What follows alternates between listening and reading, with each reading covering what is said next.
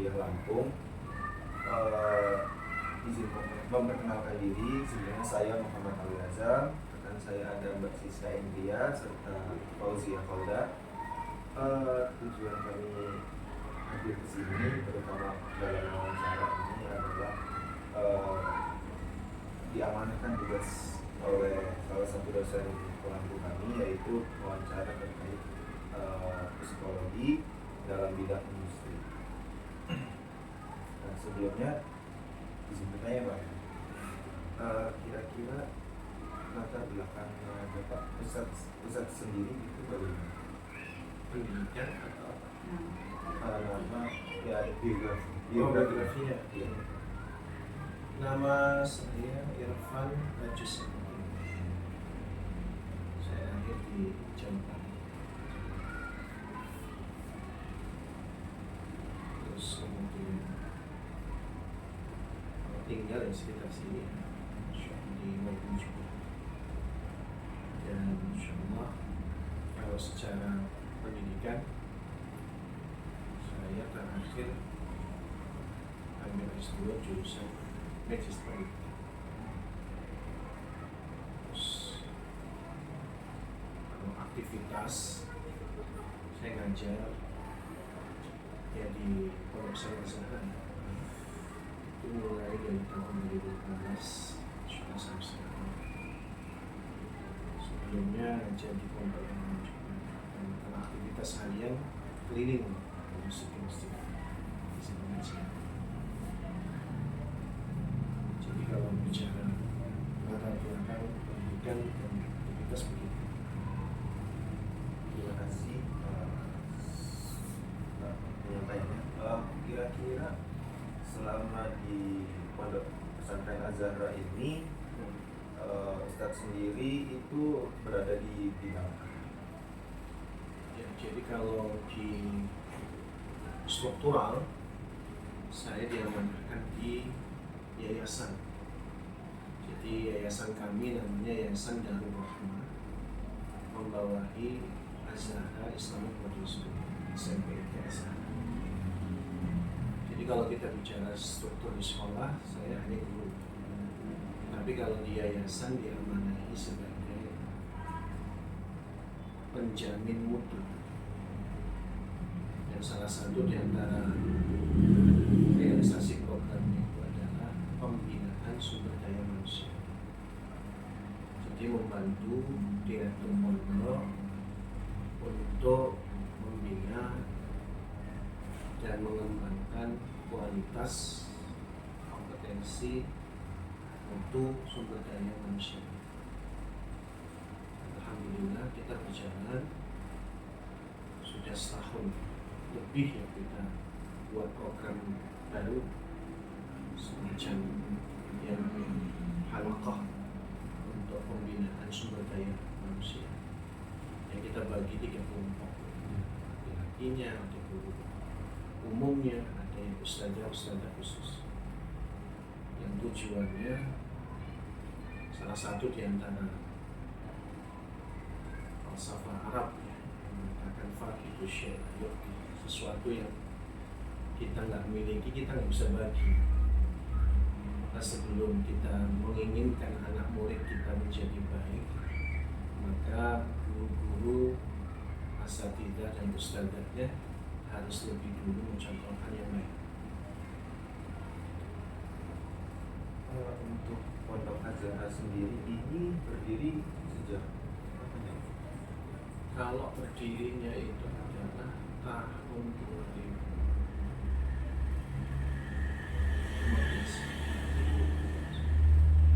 Jadi memang kalau kita bicara usia pondok kita yang baru melewati 10 tahunan,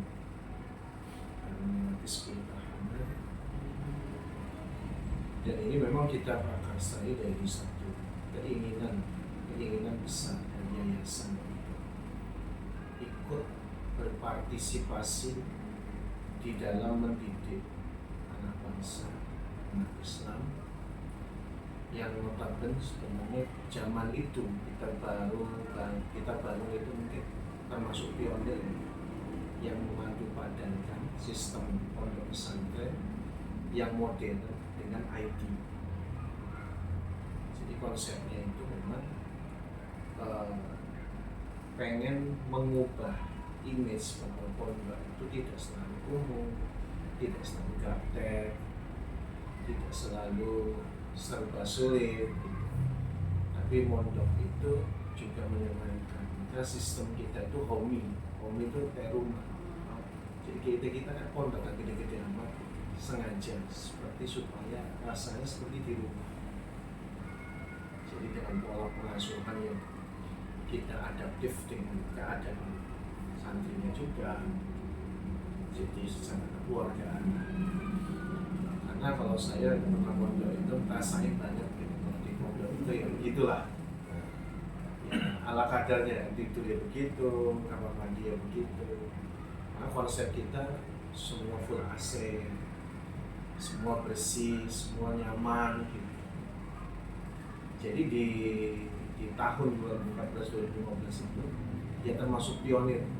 Kalau sekarang sudah lumayan banyak yang mengikuti konsep boarding school ya, konsep boarding school dengan seperti itu.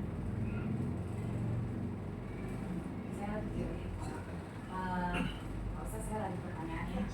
Tadi kan Bapak bilang bahwa Bapak di sini di yayasan sebagai penjamin mutu dari salah satunya Pondok Azhari. Nah, jadi saya ingin bertanya Pak, bagaimana apakah dari pondok ini atau dari yayasan ada penilaian untuk para ustadz dan ustazahnya yang menjadi tenaga pendidik di sini untuk menjamin kualitas mutu itu tadi, berkaitan dengan seperti ini adanya reward dan punishment Pak, ada ustadz atau ustazah yang memiliki kinerja inovasi yang baik ataupun kinerjanya yang di bawah standar yang dimiliki oleh yayasan, itu bagaimana Pak melakukan penilaiannya dan pemberian reward dan punishment-nya itu seperti apa? Jadi kita memandang bahwa dari sumber daya manusia itu kan ada yang fisik dan metafisik, ada zahir, ada batin. Yang keduanya harus balance proporsional. Kinerja dalam bentuk pekerjaan harian juga ada penilaian, ada reward, ada punishment. Tapi juga dalam aspek batin, seperti tadi kita mengadakan halaqah, mengadakan pembinaan, kajian, bahkan kita membuat satu kontrol, monitoring berkaitan dengan ibadah ruhiyah, ibadah aspek spiritualitas mereka, termasuk sholatnya, termasuk sunnahnya, sedekahnya, bahkan susunan tahajudnya. Jadi daily activity mereka kita monitoring, bukan sebagai boleh dikatakan pressure ya bukan, tetapi kita berkeinginan untuk tidak hanya saling sharing berkaitan dengan materi, tetapi juga kita ingin sharing berkaitan dengan spiritualitas. Yang ini betul-betul yayasan sangat concern di situ, dan bahkan kita buatin statistik sebenarnya. Jadi guru-guru dengan laporan-laporan tiap bulan. Kalau kemarin selama beberapa bulan kita masih pakai lembaran kertas kayak mutabaah kalau zaman dulu, apa namanya, ya semacam laporan amal yaumiyah, amal kegiatan sehari-hari.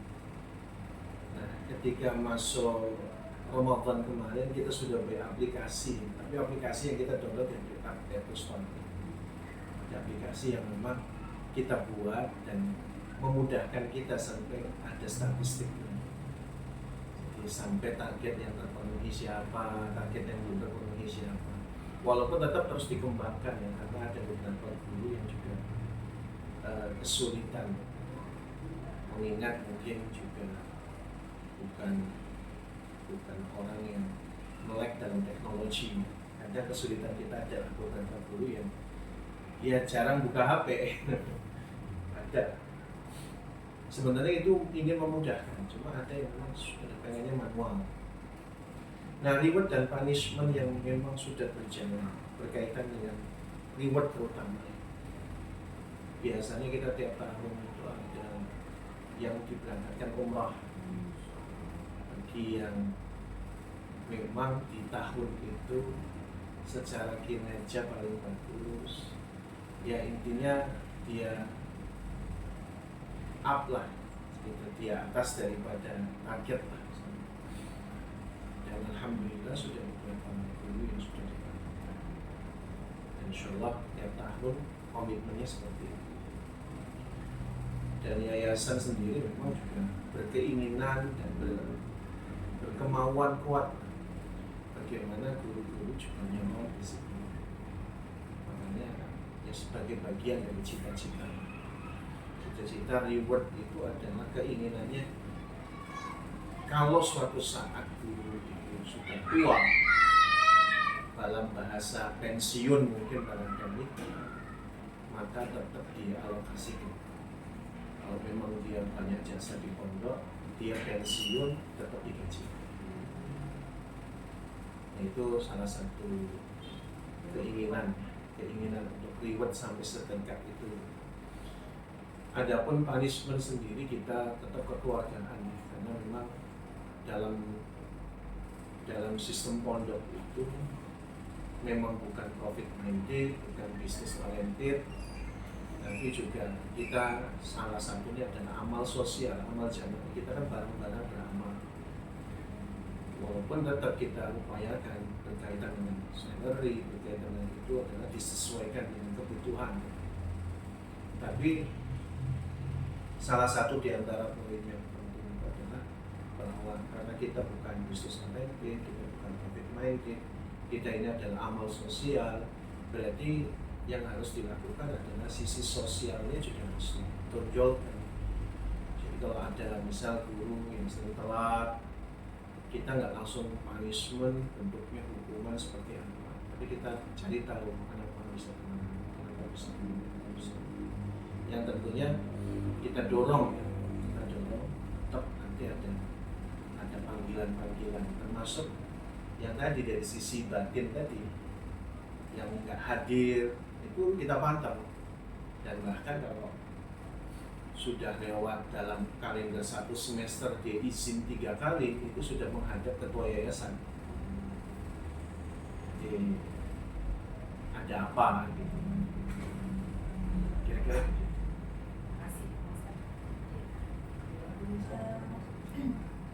Izin lanjut pertanyaan. Kalau tadi kan sudah ada upaya untuk meningkatkan SDM-nya, ada juga kontrolnya. Kalau untuk SDM yang baru itu sendiri, baru bergabung gitu, apa bentuk penyataraannya? Jadi kan biasanya kalau dari luar belum bisa beradaptasi. Jadi untuk menyesuaikan dengan standar yang ada di Al-Azhar itu upayanya seperti apa? Ya, memang di sini kalau dalam perspektif saya sebagai penjamin mutu, biasanya kalau untuk rekrutmen sendiri ngobrol sama direktur pondok nanti sama ketua yayasan. Jadi sebenarnya bertiga atau berempat itu pembina yayasan. Jadi kebutuhan pondok kita apa?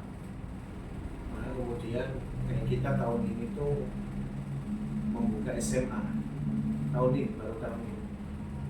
Itu setelah kita kaji kan, apa yang dibutuhkan dari SDM untuk membuka satu unit baru SMA.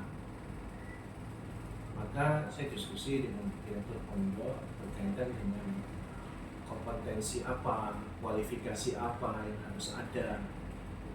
Maka kita inventarisir satu yang harus prioritas ini, kita butuh lulusan luar negeri misalnya. Dan alhamdulillah tercapai. Jadi ada lulusan Mesir yang memang bisa kita rekrut.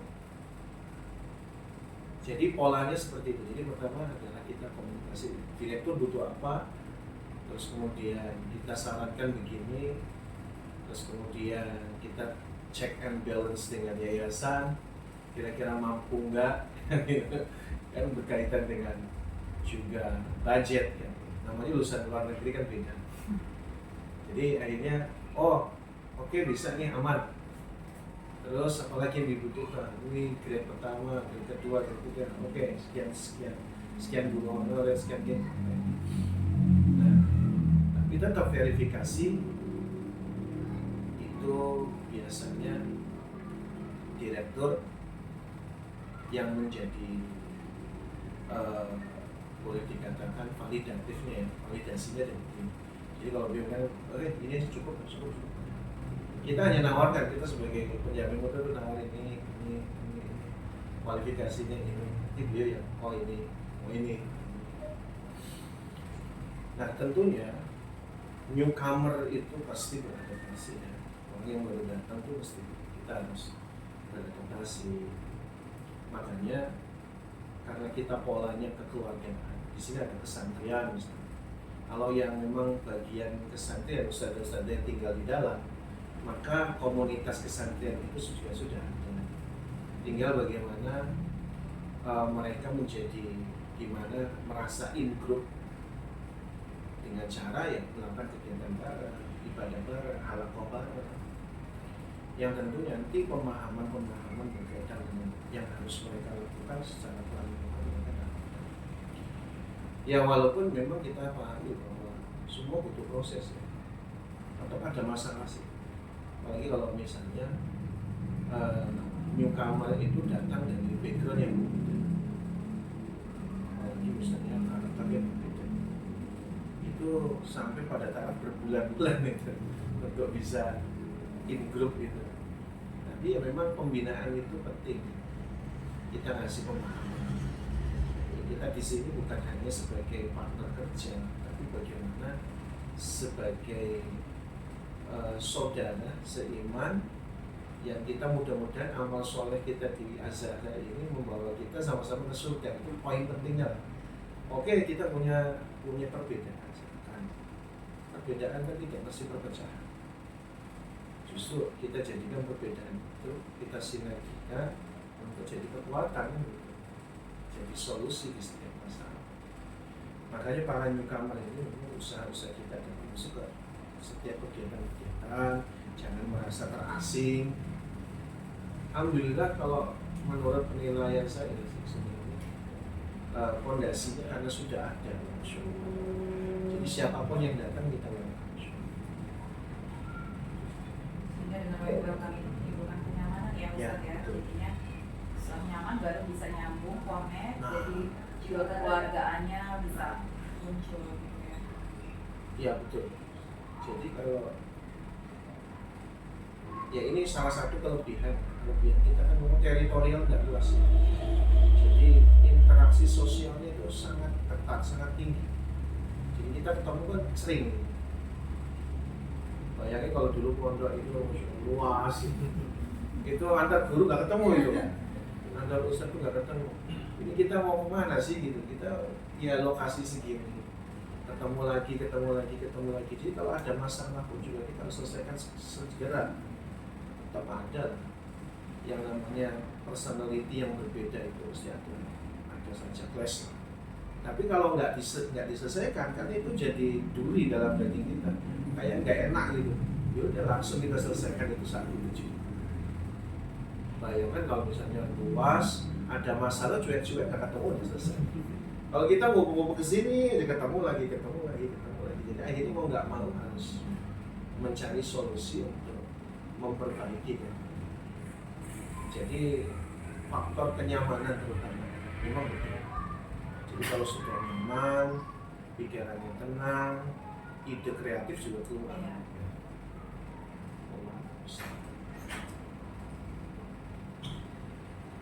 Terakhir ya Ustaz, dari konsep tadi yang ada, sumber daya manusia itu bisa nggak kami tarik kesimpulan bahwa dari sumber daya manusia yang ada itu kedepannya yayasan ingin lebih memiliki kualitas dalam bidang pendidikan, terutama ustadz dan ustazahnya, dengan kontrol tadi yang sudah dimiliki melalui laporan-laporan yang bisa dilihat statistiknya langsung melalui aplikasi.